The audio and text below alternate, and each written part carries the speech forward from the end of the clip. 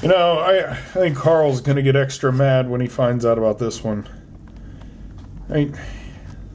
He's going to be mad. He's not getting royalties. Look at that. They're even using them there on the big... anyways.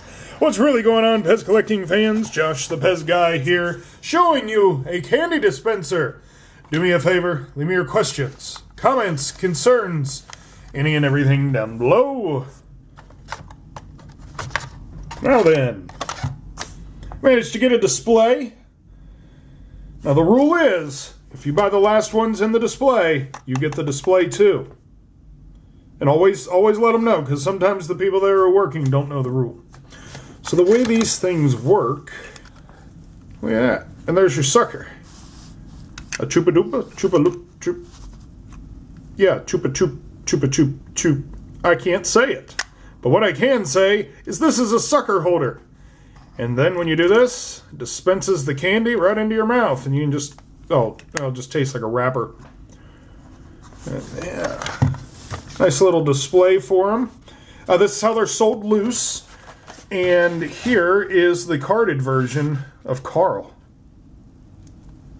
And, you know, as I'm looking here at the one on card, it comes with more suckers. As you can see there. Lollipops, if you will. Assorted flavors. So these have the characters of who they are on top of them. I'd like to see an error when the wrong sticker on it. That would be cool. And this one here obviously shows Carl the dog. But up here, it lets you know. You know, Carl is the doo-doo. And he makes people happy. And that's amazing they're able to say that with emojis. And with these Chupa Chups, the pop-ups. Carl's still going to win his royalties. Yeah, thought I'd share these with you. There's all kinds of them out there to be found. This one here I think was around $3. Check local listings. And then these were 99 cents a piece. On clearance. With a box.